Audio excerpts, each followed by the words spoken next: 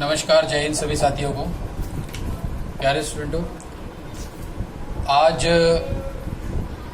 1 तारीख है और आप सभी को आपको पता होगा कि आज अंतर्राष्ट्रीय श्रम दिवस है, इंटरनेशनल लेबर डे। आप सभी को पहले तो अंतर्राष्ट्रीय श्रम दिवस की बहुत बहुत शुभकामनाएं।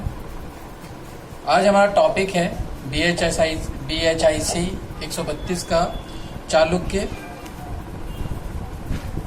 पल्लव, पांड्या, इन 3 टॉपिकों के ऊपर हम चर्चा करेंगे। थोड़ा समय रहा तो एक टॉपिक और करेंगे जरूर। सबसे पहले हम चालुक्यों की बात करते हैं। चालुक्यों को देख लेते हैं। पुलकेशिन प्रथम के राज्य के साथ चालुक्य एक प्रभुत्व संपन्न शक्ति बन गए। उसने कर्नाटक के बीजापुर जिले में बदामी के पास 543.4 CE में एक मजबूत दुर्ग बनवाकर अपने राज्य की बुनियाद डाली और एक अश्वमेध यज्ञ किया। उसके उत्तराधिकार ने कादम्बों को उखाड़ फेंका और धीरे धीरे उनके राज्यों को अपने में मिला लिया और कोंकण, महाराष्ट्र की तटीय पट्टी के मौर्य को भी अपने अधीन कर लिया था। पुलकेशिन द्वितीय के अभियानों के साथ चालुक्य दक्कन की सबसे बड़ी शक्ति बन गए, क्योंकि दक्षिण में पश्चिमी गंगों और आलुपों ने और लाटो, मालवा तथा गुजरों ने उत्तर में उसकी अधीनता स्वीकार कर ली थी। पुलकेशिन द्वितीय की सेना ने हर्षवर्धन की सेना को नावदा के तट पर रोक दिया। पुलकेशिन द्वितीय ने आंध्रा डेल्टा के विष्णु कुड़ियों को भी हटा दिया, लेकिन वह केवल अधीनता की मांग से संतुष्ट नहीं हुआ, क्योंकि लगभग 10 लाख एकड़ खेती योग्य भूमि वाला कृष्णा गोदावरी डेल्टा अपने आप में एक बहुत ही कीमती संपदा था। इसलिए 621 CE के आसपास उसने अपने छोटे भाई विष्णुवर्धन को अपनी जीत मजबूत करने और डेल्टा को अपने कब्जे में करने के लिए भेजा था। 631 CE में विष्णुवर्धन का अपना राज्य कायम करने की इजाजत मिल गई। इस तरह वेंगी के चालुक्यों या पूर्वी चालुक्यों का वंश चला, जिसमें 500 साल से भी ज्यादा समय तक इस क्षेत्र पर कब्जा बनाए रखा था। आई होप ये आपको समझ में आ गया होगा चालुक्यों का। अब हम बात करते हैं पल्लवों की। साउंड अगर ठीक है तो बता दीजिए, नहीं तो हम लोग थोड़ा सा देखते हैं। फिर हेलो चेक कर लेते हैं एक बार और। हेलो, थोड़ा साउंड कम करो। हेलो, ठीक है। चलिए आगे बात करते हैं। पल्लव के बारे में बात करेंगे तो सातवाहनों के अंत के बाद अनेक राज्य उत्पन्न हुए। पल्लव उनमें से एक थे। वे सातवाहनों के सामंत थे जो अधिपति के पतन के बाद सत्ता में आए। हालांकि उनकी उत्पत्ति पर बहुत बहस हुई। कुछ इतिहासकार उनकी उत्पत्ति को पहलावा या पार्थियान से संबंधित मानते हैं, जो प्राचीन ईरान में प्रमुख राजनीतिक शक्ति हुआ करते थे।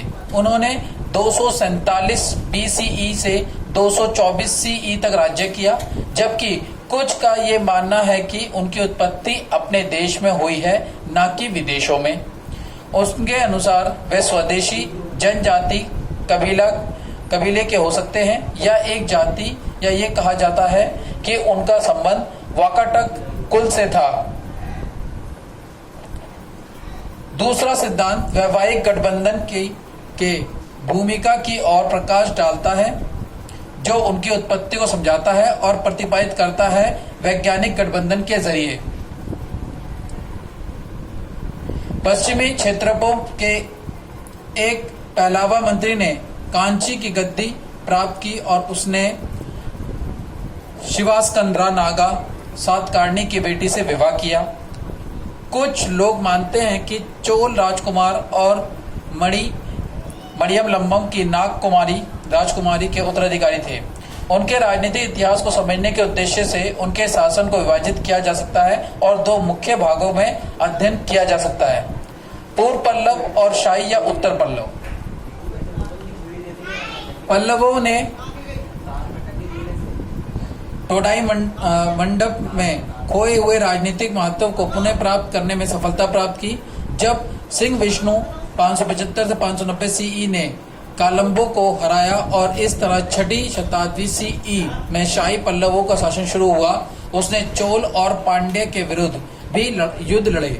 उसने बिरूड़ा यानी बिरूड़ा कहते हैं शाही उपाधि को की निम्नलिखित उपाधियां ली, जिसमें से अवनी सिम्बा यानी धरती का शेर और सिंह विष्णु पोटनियम। महाबलीपुरम में आदि राव मंडप में एक उर्ध्वा चित्र में अपनी 2 रानियों के साथ चित्रित बनवाए। उसने कई कलात्मक कार्य जैसे नाटक, चित्रकला, संगीत को बढ़ावा दिया। वह निम्नलिखित उपाधियां ग्रहण की। अब वो उपाधियां कौन कौन सी वो बता देता हूँ। ये सारी की सारी जो मैं डिस्क्रिप्शन पढ़ रहा हूँ या ये जो नोट्स में पढ़ रहा हूँ, ये सारे नोट्स आपको डिस्क्रिप्शन बॉक्स में मिल जाएंगे। साथ ही जो स्टूडेंट मेरे साथ व्हाट्सएप पे जुड़े हुए हैं ग्रुप में, उनको भी ये नोट्स व्हाट्सएप पे मैं प्रोवाइड कर दूंगा। चलिए कौन कौन सी उपाधि धारण की थी उनको पढ़ लेते हैं। माता विलास। माता विलास का मतलब होता है सुखों का आदि। चित्राकर पुल्ली, चित्रों के बीच बाग। चित्राकर पुल्ली को कहते हैं चित्रकारों के बीच में बाग। ललिता कुंड, आकर्षक संतान। गुणभर, गुणी। चट्टाकरी, मंदिर बनाने वाला। विचित्र चरित्र, जिज्ञासु मन वाला। ये था पल्लवों के बारे में जो अभी हमने डिस्कस किया। अब हम बात कर रहे हैं पांड्या के बारे में। पांड्या के बारे में पढ़ लेते हैं। सटीक तरीके से पांड्या की उत्पत्ति के बारे में बताना कठिन है। इससे जुड़े कई सारे विचार हैं। हमें पांड्या सम्राटों के नाम का उल्लेखनीय जो वर्णन साहित्य ग्रंथों से मिलता है वो इस प्रकार है। वो है, पहला है संगम साहित्य, रामायण और महाभारत महाकाव्यों में, श्रीलंकाई ऐतिहासिक ग्रंथ महावंश में, कौटिल्य की अर्थव्यवस्था में और मैग्नेथिस के इंडिका जो मौर्य समाज के राजा चंद्रगुप्त मौर्य के दरबार में यूनानी राजदूत था। कुछ इतिहासकार बताते हैं कि यह शब्द पांड्य से लिया गया है। ऐसा भी कहा जाता है कि अगर हम तमिल में पांड्या शब्द के अर्थ को देखें तो इसका अर्थ पुराना नगर होता है। इसकी उत्पत्ति की व्याख्या करने के लिए एक और अनुमान लगाया गया है कि इसकी उत्पत्ति पंडी शब्द से हुई है, जिसका तमिल में अर्थ वृष होता है और तमिलहम में वृषा शक्ति और बहादुरी का प्रतीक माना जाता है। इस प्रकार यह तर्क दिया जाता है कि पांड्या शासक अपने आप की शक्तिशाली संप्रभु के रूप में प्रस्तुत करने के लिए इसका प्रयोग किया करते थे। पहले राजा जिसने पांड्या की उपाधि ली वो थे कुल शेखरन थे, जिन्होंने पहले राजा पांड्या की उपाधि धारण की थी। उसके उत्तराधिकारियों ने भी इसी उपाधि को अपनाया और इस तरह से दावा किया जाता है कि पांड्या उपनाम राजवंश का पर्याय बन गया है। पल्लवों की तरह ही पांड्यों के शासनकाल को निम्न भागों में वर्गीकृत किया जा सकता है, जिसमें वह है पहला आरंभिक पांड्या, प्रथम पांड्या साम्राज्य और द्वितीय पांड्या साम्राज्य। ये 3 भागों में हम बांट सकते हैं। नोट्स आपको व्हाट्सएप के माध्यम से मैं प्रोवाइड कर दूंगा। साथ ही डिस्क्रिप्शन बॉक्स में भी इसका लिंक मैं दे दूंगा आपको। चलिए आगे हम बात कर लेते हैं इसकी। पल्लव और पांड्यों के बीच जो संघर्ष हुआ था वो क्या वजह रही थी उसको जान लेते हैं थोड़ा सा।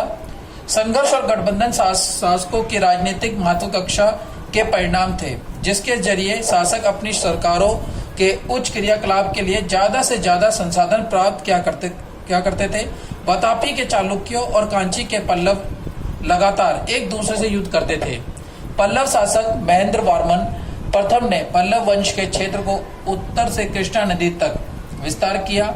विष्णुकुडीन पल्लवों के उत्तर में बसे हुए पड़ोसी राज्य बन गए।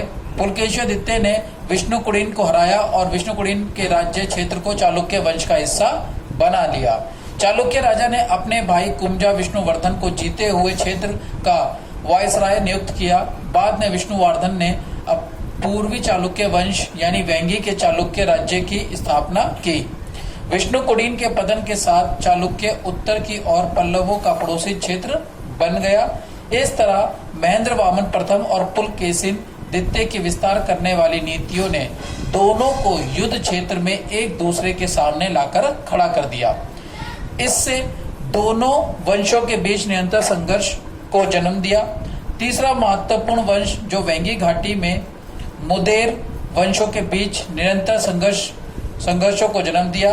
तीसरा महत्वपूर्ण वंश जो वेंगी घाटी में मुदेर के पांड्यों हुआ करते थे, इन्हें संघर्ष के एक महत्वपूर्ण भूमिका को अदा किया था।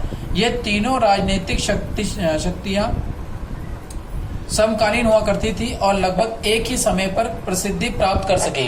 पांड्य और चालुक्य वंशों के पड़ोसी राज्य थे, प्रत्येक अपनी क्षेत्र सीमाओं को एक दूसरे की कीमत को बढ़ाना चाहते थे। पांड्या उपजाऊ कावेरी डेल्टा पर कब्जा करने के लिए उत्सुक थे। उन्होंने अपनी महत्वाकांक्षा को पूर्ण करने के लिए वतापी के चालुक्य, जो लगातार पल्लवों के साथ युद्ध में संलग्न थे, को अपना राजनीतिक मित्र बना लिया था और बनाना उचित भी समझा उन्होंने। इस तरीके माना जाता है। हरिकेसरी पराकुशन मारावामन प्रथम जो पांड्य शासक थे, पांड्य शासक ने चालुक्य राजा विक्रमादित्य प्रथम के साथ संधि की और पल्लव क्षेत्र का कुछ हिस्सा अधिग्रहण करने का प्रयास किया। पांड्या भी दूसरे पड़ोसी वंश चेरा के साथ युद्ध में थे ताकि अपनी क्षेत्रीय सीमाओं को विस्तार कर सके। युद्ध को लड़ना और जीतना शासकों के लिए हमेशा ही गर्व की बात हुआ करती थी। उन्होंने इससे विभिन्न तरीकों से दर्शाया। जयंत वामन जो 645-670 ईस्वी, मारावारमन अवानी सुलेमानी के पुत्र ने वानावन की उपाधि ग्रहण की, जो हमें बताते हैं कि वह चेरा के विरुद्ध कुछ हद तक सफलता प्राप्त कर पाए। पांड्य ने सिंगल शासक सेना प्रथम की अवधि के दौरान सिलोन पर आक्रमण करने की कोशिश की, इस क्षेत्र को नष्ट किया और एक विशाल लूट को अंजाम दिया। सिंहल का उत्तराधिकारी शासक सेनादित्य ने पांड्य से बदला लेने के उद्देश्य से पांड्या राज्य पर आक्रमण किया और लूटकर एक बड़ा हिस्सा साथ ले गया।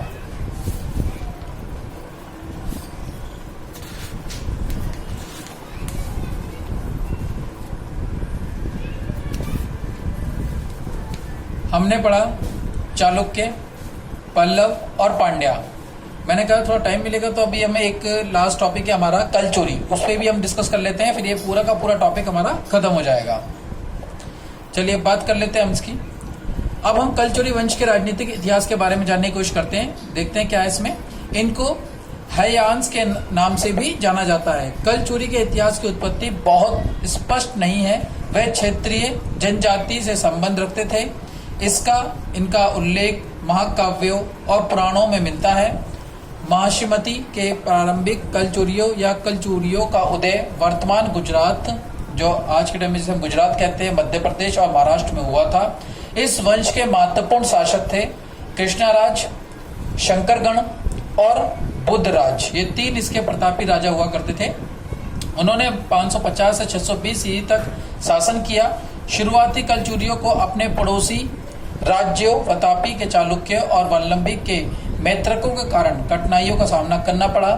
इन दोनों राज्यों को उन पर राजनीतिक दबाव था और आखिरकार उनकी शक्ति कम हो गई। बुद्धराज को अपने काल में 2 बार चालुक्यों के खिलाफ लड़ना पड़ा। पहली लड़ाई में वह मंगलेश से हार गया था और दूसरे में वह पुलकेशिन से हार गया था।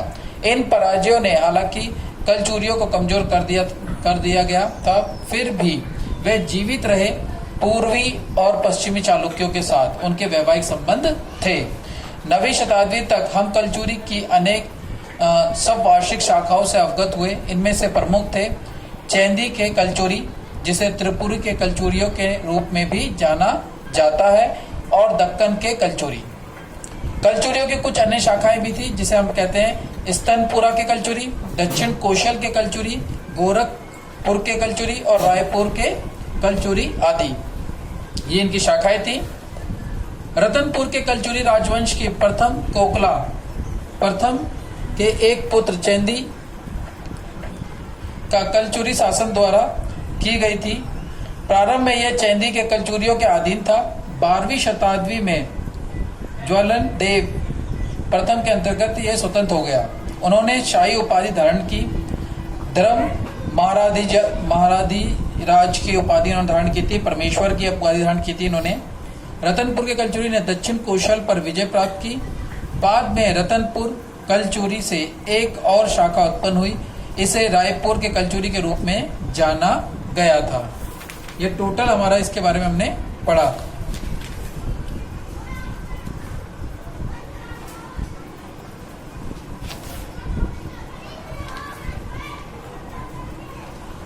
कितने मिनट हुए? 15 मिनट। आई होप आप लोगों को ये वीडियो पसंद आई होगी, समझ आई होगी। अगर कोई डाउट हो तो डिस्क्रिप्शन मेरे को आप कमेंट करके बता सकते हैं।